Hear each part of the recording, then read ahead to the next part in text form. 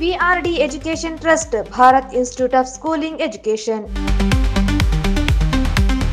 Bharat institute of schooling education Karnataka ಸರ್ಕಾರದಿಂದ ಅನುಮತಿ ಹಾಗೂ ಮಾನ್ಯತೆ ಪಡೆದಿದೆ. ವಿಆರ್ಡಿ ಅಧ್ಯಯನ ಮತ್ತು ಪರೀಕ್ಷಾ ಕೇಂದ್ರ ರಾಯಚೂರು ನೇರವಾಗಿ ದ್ವಿತೀಯ ಪಿಯುಸಿ ಕಲಾ, ವಾಣಿಜ್ಯ ಹಾಗೂ ವಿಜ್ಞಾನ ಉನ್ನತ ವ್ಯಾಸಂಗಕ್ಕಾಗಿ ಬಡ್ತಿ ಹೊಂದಲು ಸರ್ಕಾರಿ ಉದ್ಯೋಗಕ್ಕೆ ಮಾನ್ಯತೆ ಪಡೆದಿದೆ.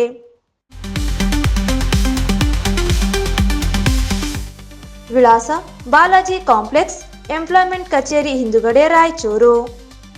ಹೆಚ್ಚಿನ ಮಾಹಿತಿಗಾಗಿ ಸಂಪರ್ಕಿಸಿ 9449416176 ಹಾಗೂ 8050151776.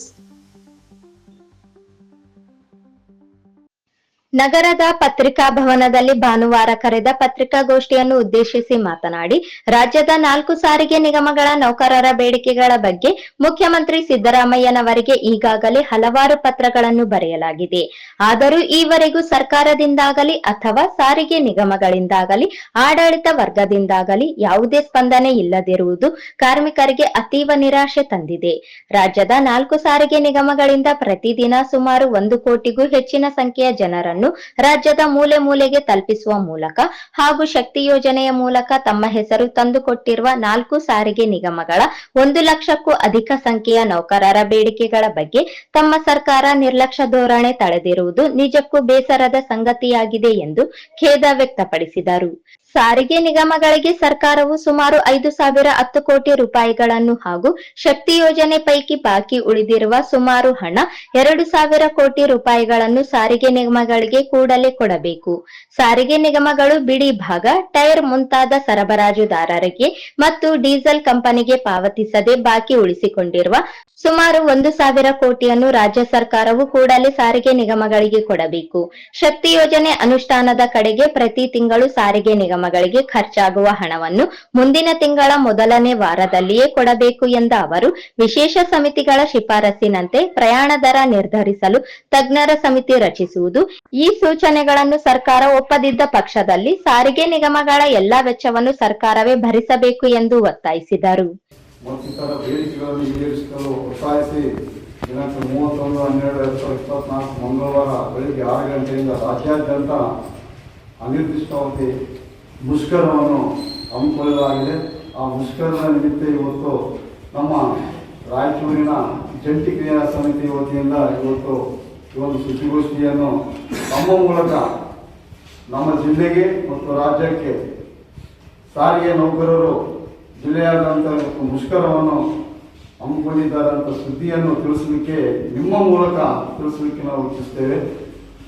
ಸ್ನೇಹಿತರೆ, ನಮಗೆ ಸುಮಾರು 2023ರಿಂದ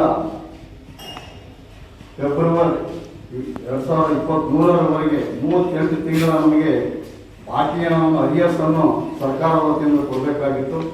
ತದನಂತರ 1/1/2024ರಂದು ವೇತನ ಪರಿಷ್ಕರಣೆ ಆಗಬೇಕಾಗಿತ್ತು. ನಮ್ಮ ನಿಗಮದಲ್ಲಿ ಪ್ರತಿ 4 ವರ್ಷಕ್ಕೊಮ್ಮೆ ವೇತನ ಪರಿಷ್ಕರಣೆ ಆಗ್ತದೆ.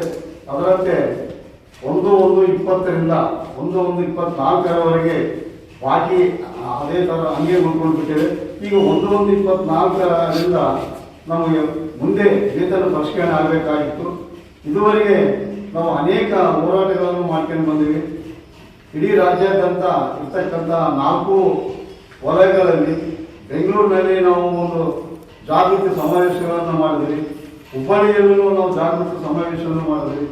ನಂತರ ಕಲಬುರಗಿಯಲ್ಲಿ ಸಹ ನಾವು ಸಮಾವೇಶಗಳನ್ನು ಮಾಡಿಕೊಂಡು ಸರ್ಕಾರಕ್ಕೆ ನಮ್ಮ ಹೋರಾಟದ ಬಗ್ಗೆ, ನಮ್ಮ ಬೇಡಿಕೆಗಳ ಬಗ್ಗೆ ಅವರಿಗೆ ಮನವರಿಕೆ ಮಾಡಿದರೂ ಸಂಬಂಧಪಟ್ಟಂಥ ಸಾರಿಗೆ ಮಂತ್ರಿಗಳಾಗಲಿ ಮತ್ತು ಸರ್ಕಾರವಾಗಲಿ ನಮ್ಮ ಜೊತೆ ಮಾತುಕತೆ ಆಡಲಿಕ್ಕೆ ಇವತ್ತಿನವರೆಗೂ ಕರೆದಿಲ್ಲ. ಸೊ ನಮ್ಮ ಬೇಡಿಕೆಗಳು ಈಡೇರಿಕೆ ಅನಿವಾರ್ಯವಾಗಿ 9/12/2024ರಂದು ಸುವರ್ಣಸೌಧದಲ್ಲಿ ಸಚಿವ ಸಂಪುಟವನ್ನು ನಡೆಯುವ ಸಂದರ್ಭದಲ್ಲಿ ನಾವು ಬೆಂಗಳೂರಿನಲ್ಲಿ 12/9/2024ರಂದು ರಾಜ್ಯಾದ್ಯಂತ ಒಂದು ಫ್ರೀಡಂ ಪಾರ್ಕ್ನಲ್ಲಿ ಇಡೀ ರಾಜ್ಯದ ಎಲ್ಲ ಸಾರಿಗೆ ನೌಕರರು ಸೇರಿಕೊಂಡು ಒಂದು ಮನವಿಯನ್ನು ಕೊಡ್ತೀವಿ. ನಮ್ಮ ವ್ಯವಸ್ಥಾಪಕ ನಿರ್ದೇಶಕರಾದಂಥ ಅನೂಪ್ ಕುಮಾರ್ ಸಾಹೇಬರು ಬಂದು ಸ್ವತಃ ಆ ಮನವಿಯನ್ನು ಸ್ವೀಕರಿಸಿ ಅವ್ರಿಗೆ ನಾವು ಹೇಳಿದ್ವಿ, ದಿನಾಂಕ ಗಡುವನ್ನು ಕೊಟ್ಟಿವಿ. 24, 26, 11 ಒಳಗಾಗಿ ನೀವೇನಾದರೂ ನಮ್ಮ ಬೇಡಿಕೆ ಈಡೇರಲಿಲ್ಲ ಅಂದರೆ 26 ನಂತರ ನಾವು ಮುಷ್ಕರ ಹೋಗಲಿಕ್ಕೆ ಸಿದ್ಧ ಅಂತಲೂ ನಾವು ಅವತ್ತು ಹೇಳಿದ್ವಿ. ಆದರೂ ಸಮಯ ಕೊಟ್ಟರು ಅವರು ನಮಗೆ ಮಾತುಕತೆ ಕರೀಲಿಲ್ಲ, ಯಾವುದೇ ಚರ್ಚೆನೂ ಆಗಲಿಲ್ಲ. ಇವರು ಇದೇ ರೀತಿ ವಿಳಂಬ ನೀತಿ ಅನಿಸ್ತಾ ಇರ್ತಾರೆ ಅಂತ ತಿಳ್ಕೊಂಡು ನಾವೇನು ಮಾಡಿದ್ವಿ, ಸುವರ್ಣಸೌಧಕ್ಕೆ ಹೋಗಿ ಅಲ್ಲಿ ನಮ್ಮ ಎಲ್ಲ 4 ಜಂಟಿ ಸಮಿತಿಯ ವತಿಯಿಂದ ರಾಜ್ಯದ ಮೂಲೆಯಿಂದ ಎಲ್ಲ ಸಾರಿಗೆ ನೌಕರರು ಸೇರ್ಕೊಂಡು ನಮ್ಮ ಸಮಿತಿ ವತಿಯಿಂದ ಈ ಸಂದರ್ಭದಲ್ಲಿ ಶಾಂತಮೂರ್ತಿ, ಎನ್ ಜಂಬಣ್ಣ, ಎ ಈಶ್ವರಪ್ಪ, ಶ್ರೀಶೈಲ ರೆಡ್ಡಿ ಸೇರಿದಂತೆ ಇತರರು ಉಪಸ್ಥಿತರಿದ್ದರು.